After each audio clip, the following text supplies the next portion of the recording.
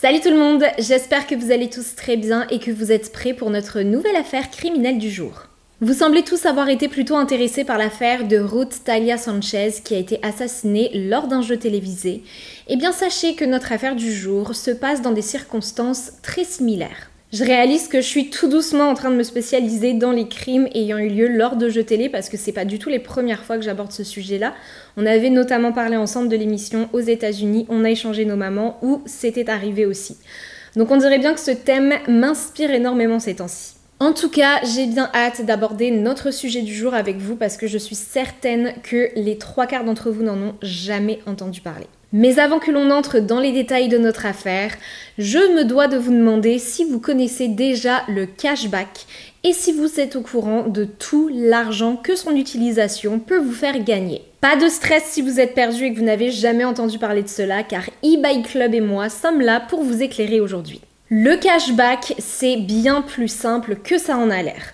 C'est tout simplement le remboursement d'un pourcentage de vos achats, que ce soit des achats physiques en magasin, en ligne ou même avec des bons d'achat. Et eBay Club vous permet de bénéficier de ce service en toute gratuité. Et ils vont même encore plus loin car grâce au lien qui se trouve dans la description de ma vidéo, vous pouvez dès aujourd'hui bénéficier d'un crédit gratuit à nouveau de 6 € directement dans votre poche. Mais il ne s'arrête pas là, car si vous ajoutez l'extension eBay Club à votre navigateur, en plus de repérer pour vous les offres en cours lorsque vous vous rendez sur un site partenaire, 1 € supplémentaire sera ajouté à votre cagnotte pour un total donc de 7 €. Et profitez-en car aujourd'hui vous pouvez récupérer jusqu'à 2,5% de cashback sur le site de Sephora ou même encore 6% de tous vos achats à la Fnac, ce qui sur un achat de 200 € par exemple vous donne directement un crédit de 12 €. Et ce ne sont que 2 offres parmi tant d'autres, car sur le site de eBay Club vous allez pouvoir en découvrir bien d'autres. Croyez-moi, ce ne sont pas les options qui manquent. Et le mieux dans tout ça, c'est que de votre côté, vous n'avez absolument rien à faire. Vous n'avez qu'à vous rendre sur le site d'eBay Club, sélectionner le marchand qui vous intéresse, faire vos achats, et lorsque vous passez votre commande, c'est eBay Club lui-même qui se charge de vous appliquer votre remise et d'ajouter votre cashback directement dans votre compte. Et une option qui est totalement géniale sur le site, c'est que vous pouvez acheter aussi des bons d'achat sur lesquels vous récupérez aussi du cashback. L'achat de ce bon va donc déjà vous rapporter du cashback, mais en plus de cela, si vous utilisez ensuite ce fameux bon sur un achat qui vous rapporte lui aussi du cashback, alors c'est doublement d'économie pour vous. Et à partir de 10 € accumulés dans votre compte, vous pouvez directement transférer ce montant depuis le site d'eBay Club jusqu'à votre compte en banque. Et autant dire que ça va être assez rapide de se rendre jusqu'à 10 € vu que grâce au lien que vous allez retrouver dans la description de ma vidéo, vous partez déjà avec une cagnotte de 6 €. Un immense merci à eBay Club d'avoir sponsorisé notre vidéo du jour et rendez-vous sur leur site pour que l'on commence à économiser ensemble. Je vais maintenant vous laisser vous installer bien confortablement car on va commencer.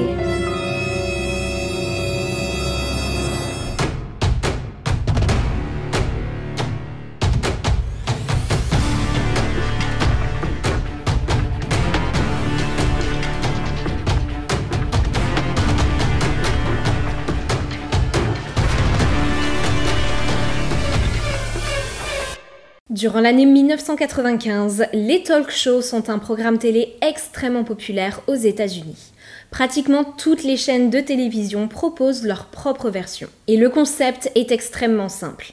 Ce qui fonctionne le mieux généralement, c'est d'avoir tout simplement un ou une animatrice emblématique, devant qui de nombreux inconnus défilent les uns après les autres pour parler bien souvent de leur vie personnelle.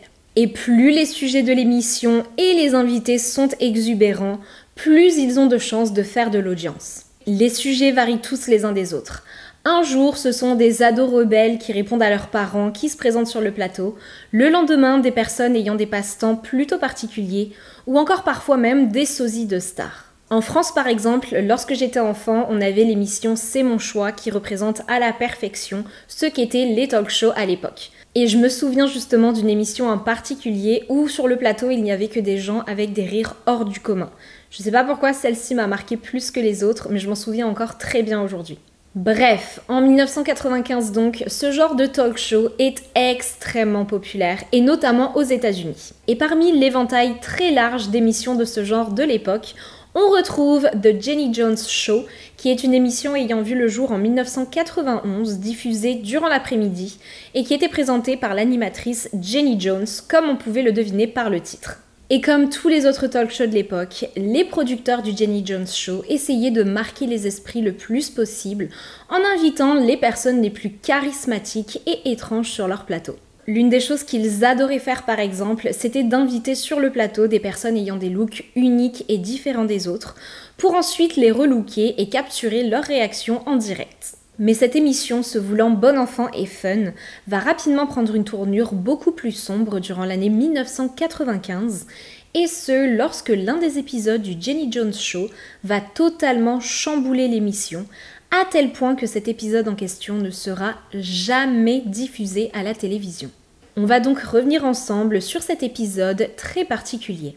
Le 6 mars 1995, 3 amis se rendent jusqu'au studio de tournage du Jenny Jones Show. Ce jour-là, l'épisode qui s'apprête à être tourné a pour thème « J'ai un coup de cœur secret pour toi ». Les 3 amis en question se trouvent être les protagonistes de l'épisode du jour, mais parmi les 3, seuls 2 sont au courant de ce qui les attend. Car pour le 3e, la raison de sa présence sur le plateau de tournage est un mystère absolu. Et la personne ayant tout concocté n'est autre que Scott Bernard Amedur, un homme de 32 ans, né le 26 janvier 1963 dans la ville de Pittsburgh, en Pennsylvanie. Scott a eu une enfance plutôt modeste et a majoritairement été élevé par sa mère durant les premières années de sa vie. Mais suite au divorce de ses parents en 1970, alors qu'il n'est à ce moment-là âgé que de 7 ans, c'est son père qui va avoir la garde complète du jeune Scott et de ses frères et sœurs. Durant son adolescence, il est décrit par ses amis comme étant une personne très calme et très douce,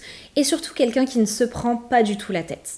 Et à la fin de ses études, alors qu'il est tout juste âgé de 17 ans, le jeune Scott rejoint l'armée où il va exceller dans son rôle en tant qu'opérateur en communication de satellite. Il se plaît énormément dans cette position et il va notamment adorer le fait que ce job lui donne la possibilité d'aller travailler à l'étranger, car il va passer plusieurs mois en Suisse et en Allemagne. Il recevra même les honneurs pour son service 3 ans plus tard, et ce, avant de ne finalement quitter l'armée, de déménager à Chicago dans l'Illinois et de se trouver un emploi au sein d'une compagnie téléphonique. En 1995 donc, Scott, qui est à ce moment-là âgé de 32 ans et qui adore les talk shows, entend parler du fameux casting qui va avoir lieu pour le Jenny Jones Show concernant les coups de cœur secrets.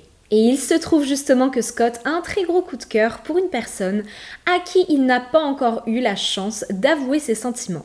Il se dit donc que l'émission peut être un moyen original et drôle de le faire. Il s'inscrit donc pour le casting et met son amie Donna Riley dans la confidence. Donna et Scott se connaissent depuis maintenant plusieurs années.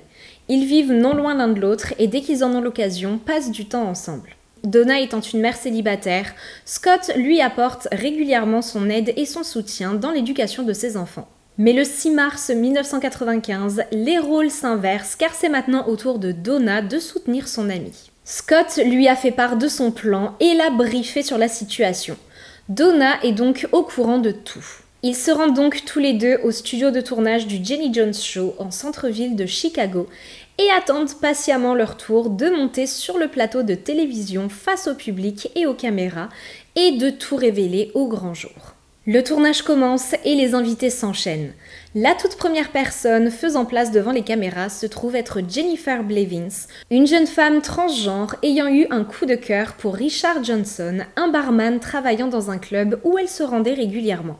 Richard a donc été invité ce jour-là à se rendre sur le plateau télé par les producteurs de l'émission sous prétexte que quelqu'un avait un secret à lui révéler. Mais il n'avait aucune idée du tout de qui était cette personne et encore moins du secret qu'elle allait lui révéler. Il est donc très surpris de voir arriver devant lui sur le plateau l'une de ses clientes régulières qui se trouve être Jennifer et l'est encore plus lorsque cette dernière lui révèle ses sentiments. Richard se montre alors touché par cette déclaration, mais il va cependant refuser les avances de la jeune femme devant les caméras. L'émission se poursuit alors et le second participant arrive sur le plateau. Il s'agit là d'un homme gay ayant eu un très gros coup de cœur pour le gagnant d'un concours de beauté ayant eu lieu dans la ville d'Atlanta. Mais à nouveau, cette révélation va être un véritable flop, car le gagnant du fameux concours de beauté va lui répondre être déjà dans une relation et n'être donc pas intéressé par ses avances. Vient enfin le tour de Scott d'aller s'installer face aux caméras pour révéler son grand secret.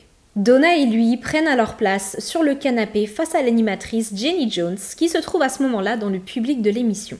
L'animatrice pose de plus amples questions à Scott pour en apprendre plus sur l'identité de son invité mystère. Et c'est alors que Scott lui révèle qu'il s'agit là de Jonathan Smith, le voisin du dessus de son amie Donna. Quelques mois plus tôt, alors qu'il se rendait chez son amie Donna, Scott avait fait la rencontre donc de son voisin du dessus, Jonathan, qui était à ce moment-là en train de dépanner la jeune femme en lui réparant sa voiture. Scott a alors eu un coup de cœur immédiat pour le jeune homme et depuis ce jour n'avait cessé de penser à lui. Les deux hommes s'étaient ensuite croisés à plusieurs reprises, mais Scott admet avoir toujours été incapable de déterminer si Jonathan était gay ou non. Il s'est donc dit que s'inscrire à cette émission pouvait être un bon moyen de le savoir et que de toute façon, il avait une chance sur deux d'être agréablement surpris. Donc pourquoi ne pas tenter sa chance ? Une fois la situation un petit peu plus claire, Jenny, l'animatrice, va inviter Jonathan à rejoindre Donna et Scott sur le plateau. Jonathan se trouvait à ce moment-là en coulisses et n'avait toujours pas la moindre idée de qui était son admirateur secret. Et sur les images de l'émission, lorsque Jonathan entre en plateau, on peut immédiatement lire la surprise sur son visage de se retrouver face à sa voisine et à l'ami de cette dernière. Il prend alors place sur le canapé à côté de Scott et l'animatrice lui demande s'il pense que Donna est la personne ayant un coup de cœur secret pour lui.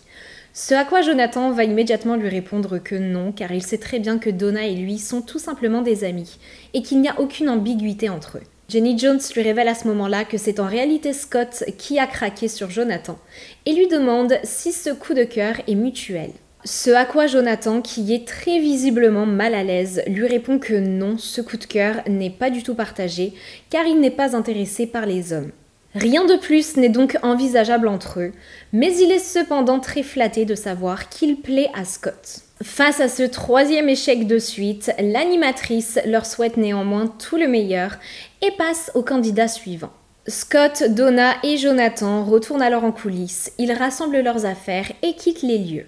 La vie reprend alors tout doucement son cours, mais seulement 3 jours après le tournage de l'émission, Scott, qui ne cesse de penser à Jonathan, se dit qu'il n'est pas prêt à lâcher l'affaire et décide de tenter sa chance une seconde fois. Il se dit qu'après tout, Jonathan est peut-être une personne timide, n'ayant pas apprécié qu'il lui révèle son coup de cœur en public, mais peut-être qu'en privé, les choses se passeraient différemment. Scott écrit alors une lettre romantique plutôt suggestive à Jonathan qu'il va déposer devant la porte du jeune homme.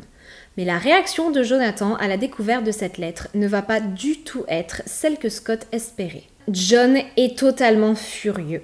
Lors du tournage de l'émission, il avait ressenti un très gros sentiment d'humiliation et ce sentiment venait de refaire surface. À la découverte de la lettre, il commence même à avoir l'impression que Scott est en train de le harceler. Jonathan ne réfléchit pas une seule seconde et agit de manière très impulsive. Il se rend directement jusqu'à sa banque pour récupérer une certaine somme d'argent en liquide et se dirige ensuite vers un magasin d'armes à feu pour acheter une arme. Il reprend alors sa route et se rend jusqu'au domicile de Scott. Il se gare devant chez lui et frappe à la porte du jeune homme. Scott apparaît alors sur le pas de la porte et est en premier lieu ravi de se retrouver nez à nez avec Jonathan. Mais il comprend cependant très rapidement, au regard de l'homme et surtout au ton de sa voix, que Jonathan n'est pas du tout venu pour répondre positivement à sa lettre. John tient à ce moment-là très fermement la lettre à l'intérieur de sa main et confronte Scott en lui demandant s'il en est l'auteur. Scott est alors totalement honnête et lui répond que oui. Et à ce moment-là, la colère va monter encore d'un cran chez Jonathan. Il ne sait pas du tout comment réagir et sous l'énervement décide de tourner le dos à Scott et de remonter à bord de son véhicule. Il va attendre ainsi durant de longues minutes, puis sort de nouveau de sa voiture, son arme à feu à la main. Et lorsque Scott se retrouve face à lui, il lui tire dessus à 2 reprises en pleine poitrine. Le premier coup l'atteint en plein cœur et le second va lui transpercer un poumon. John lui tourne alors le dos et remonte à bord de son véhicule avant de ne prendre la fuite, laissant derrière lui Scott en train de se vider de son sang sur le pas de la porte. Mais quelques minutes plus tard, John, qui commence à prendre conscience de ce qui vient de se passer et surtout à éprouver des remords, s'arrête à une station essence depuis laquelle il contacte les secours et leur confesse tout. Il leur indique alors l'adresse de Scott pour que la police et une ambulance s'y rendent aussi vite que possible et révèle son identité, affirmant être le coupable. Jonathan va être interpellé à la station essence quelques minutes plus tard et placé en détention pour être interrogé. Et pendant ce temps, les secours qui arrivent sur place constatent qu'il n'y a malheureusement plus rien qu'ils peuvent faire pour sauver la vie de Scott. Le deuxième coup de feu qu'il a reçu en plein poumon lui a été fatal. Durant son interrogatoire, alors que Jonathan est en train de donner sa version des faits, il blâme immédiatement l'émission du Jenny Jones Show de l'avoir, d'après ses mots, poussé à bout. Car d'après lui, les producteurs de l'émission l'ont volontairement mis dans cette situation inconfortable.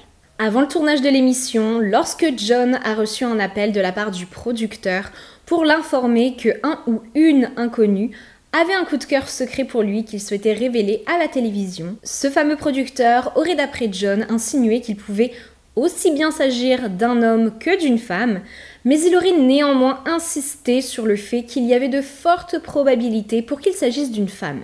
Il faut savoir qu'à ce moment-là, John venait tout fraîchement de sortir d'une relation sérieuse et qu'il avait encore des sentiments assez forts pour son ex-petite amie. Il espérait donc très fort au fond de lui qu'il s'agisse d'elle. Et après avoir accepté de participer à l'émission, John a commencé à s'en persuader de plus en plus. Il n'y avait dans sa tête plus le moindre doute, son ex-petite amie allait revenir vers lui. Et c'était maintenant sa chance de pouvoir passer l'éponge sur leur rupture et potentiellement même de la demander en mariage. Il mentionne d'autant plus que le thème de l'émission à laquelle il allait participer était supposé être des personnes révélant avoir le béguin pour l'un de leurs proches. Mais ce que les producteurs de l'émission ont omis de lui mentionner, c'est que le titre de l'épisode en question était en réalité « Révélation de béguin de la part de personnes du même sexe ». Depuis le début, on avait donc laissé entendre à John que son admirateur secret pouvait tout à fait être une femme, sauf qu'au vu du titre de l'émission, il y avait actuellement très peu de chances pour que ça soit le cas. Tout cela, bien évidemment, ce ne sont que les accusations de Jonathan durant son interrogatoire. Je ne suis bien évidemment pas en train de lui trouver des excuses, car de toute façon, son geste est inexcusable. D'après lui toujours, le soir précédant le meurtre de Scott, il était sorti en soirée avec des amis et aurait abusé des boissons alcoolisées et de certaines substances illicites. Il affirme donc ne pas avoir été dans son état normal lorsqu'il a mis fin au jour de Scott. Personnellement, je veux bien croire qu'il n'était à ce moment-là pas 100% lui-même. Mais néanmoins, il a tout de même pris le temps de se rendre jusqu'à sa banque, de retirer de l'argent, d'aller acheter une arme à feu et de conduire jusqu'au domicile de Scott. Et il a même pris le temps de retourner s'asseoir dans son véhicule après avoir confronté Scott pour contempler ses options et décider si oui ou non il allait l'assassiner avant de retourner devant la porte du jeune homme et de lui tirer dessus. Ça n'est que mon avis personnel, mais il ne semble pas du tout avoir agi par pur instinct. Bien au contraire, on dirait que chacune de ses décisions a été parfaitement réfléchie. Des tests psychologiques sont alors effectués sur John et les résultats sont clairs. Au moment de son arrestation, il souffrait de dépression et de bipolarité non traitée. Il va aussi mentionner lors de son interrogatoire à plusieurs reprises à quel point il était une personne timide et introvertie et avoir détesté se sentir exposé ainsi devant tout son pays. Pour lui, l'expérience qu'il a vécue lors du tournage de l'émission était littéralement une humiliation en public. Il affirme avoir eu terriblement honte de ce que Scott lui avait fait subir, et d'après lui, son attitude extrêmement décontractée face aux caméras n'était en réalité qu'une façade. Car Jonathan a littéralement paniqué en apprenant qu'un homme gay s'intéressait à lui. D'autant plus que le père de Jonathan a eu à de très nombreuses reprises des propos terriblement offensant contre la communauté LGBT. Donc l'idée pour lui que son père le voit à la télévision affilié à un homme gay était totalement inenvisageable. De leur côté, les proches de Scott Amedur sont, comme vous pouvez l'imaginer, totalement bouleversés de ce qui lui est arrivé. Et ils vont, à leur tour, très rapidement pointer le doigt en direction du Jenny Jones Show. Les parents du jeune homme affirment que Jenny Jones a poussé Scott bien au-delà de ce pourquoi il avait donné son accord. D'après eux, l'animatrice aurait abusé de son rôle en essayant de pousser les deux hommes dans les bras l'un de l'autre. Et surtout, ce qui va très mal passer, c'est que apparemment, et je dis bien apparemment car il n'y a aucune preuve du tout que ceci soit vrai, en dehors de ce que la mère de Scott a révélé à la télévision, mais apparemment, l'animatrice en question aurait confié à Scott avoir eu le sentiment que John avait en réalité lui aussi craqué sur lui, mais qu'il semblait juste être timide. Et que si peut-être Scott insistait un peu, John finirait alors par craquer. Ce serait donc après cette fameuse discussion que Scott aurait décidé de ne pas baisser les bras et d'écrire cette fameuse lettre romantique à John en suivant les conseils de Jenny Jones. Donna Riley, l'amie ayant accompagné Scott lors du tournage, va de son côté affirmer que la production de l'émission l'aurait contacté le lendemain de l'assassinat de Scott pour lui demander de bien vouloir apparaître à l'intérieur d'une vidéo, à l'intérieur de laquelle elle affirmerait mot pour mot que l'émission n'avait absolument rien à voir dans ce qui était arrivé à Scott. Ce que Donna va bien évidemment immédiatement refuser. C'est finalement durant le mois de novembre 1996 que le procès de Jonathan Schmitz débute. Et durant le procès, les avocats de Jonathan vont utiliser une stratégie de défense qui était totalement légale à l'époque et qui porte tout simplement le nom de Gay Panic Defense. Lorsque la victime d'un crime était gay, alors à ce moment-là, son agresseur ou assassin avait le droit d'utiliser cette fameuse défense pour retourner totalement la situation en affirmant avoir agi de cette manière tout simplement parce que la victime lui faisait des avances, ce qui l'aurait fait totalement paniquer et perdre le contrôle.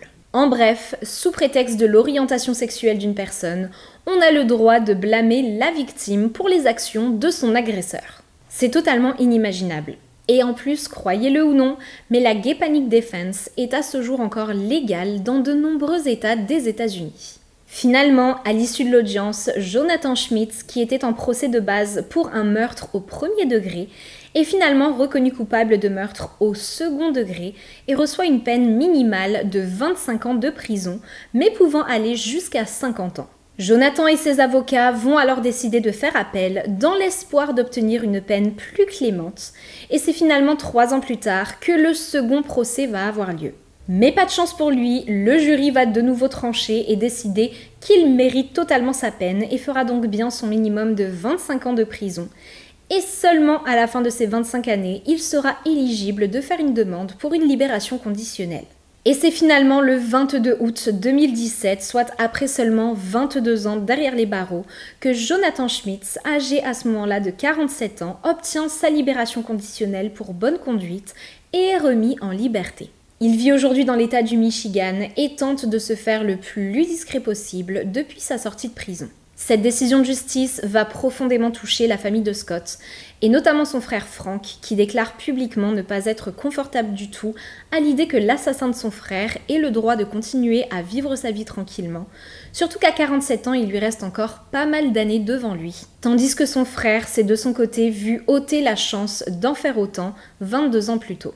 Frank ajoute aussi qu'il espère très fortement que Jonathan a appris la leçon, qu'il a reçu l'aide dont il avait besoin et surtout qu'il s'est débarrassé de son homophobie une bonne fois pour toutes. En 1999, la famille de Scott Amedur avait poursuivi en justice l'émission Jenny Jones et leur avait demandé pas moins de 25 millions de dollars pour avoir mis la vie de leur fils en danger. Mais la chaîne responsable de la diffusion de l'émission a décidé de ne pas se laisser faire et de se défendre. Il va prendre 10 ans avant qu'un verdict ne tombe, et c'est finalement en 2009 que le Jenny Jones Show va l'emporter, laissant donc la famille de Scott sans le moindre dédommagement. Les proches du jeune homme vont alors tenter de faire appel pour qu'une seconde audience ait lieu, ce qui va leur être refusé. En ce qui concerne l'émission du Jenny Jones Show, cet événement terrible va leur valoir une très grosse perte d'audience et tout doucement, le talk show a commencé à s'essouffler pour finalement se voir arrêté définitivement en 2003. Comme je l'ai dit précédemment, j'ai déjà parlé de plusieurs affaires similaires à celle-ci sur ma chaîne, mais sachez qu'il y en a en réalité eu vraiment beaucoup. Il y a eu notamment un cas assez connu en Espagne, lorsque le corps d'une jeune femme a été retrouvé sans vie quelques jours seulement après sa participation à une émission de télé-réalité très similaire au Jenny Jones Show. Lors de cette émission, son ex-petit ami terriblement abusif l'a demandé en mariage face au pays entier, dans l'espoir de recoller les morceaux, demande que la jeune femme a refusé. Mais n'acceptant pas d'avoir été humilié en public, l'homme l'a alors assassiné quelques jours plus tard. Et ceci n'est qu'un exemple parmi tant d'autres. Ce qui est certain en tout cas, c'est que la mort de Scott Amedur a définitivement marqué le pays tout entier. Et encore aujourd'hui, les talk-shows américains prennent beaucoup plus de précautions lors du tournage de leurs émissions et s'assurent de vérifier si les participants sont assez stables mentalement pour participer au programme, dans l'espoir justement d'éviter une autre tragédie de ce genre. C'est ainsi que se conclut notre affaire du jour. J'ai hâte de connaître vos retours dans les commentaires et si ça n'a pas encore été fait, n'hésitez pas à vous abonner, à activer la petite alarme pour être informé des futures publications de mes vidéos et à laisser un petit j'aime sur cette vidéo si vous l'avez appréciée. Un immense merci encore à eBay Club d'avoir sponsorisé cette vidéo et n'oubliez pas de vous rendre dans le lien qui se trouve en description pour pouvoir récolter dès aujourd'hui vos 6 € de cashback. Sur ce, je vous dis à très bientôt pour d'autres histoires toutes plus glauques les unes que les autres. Bye!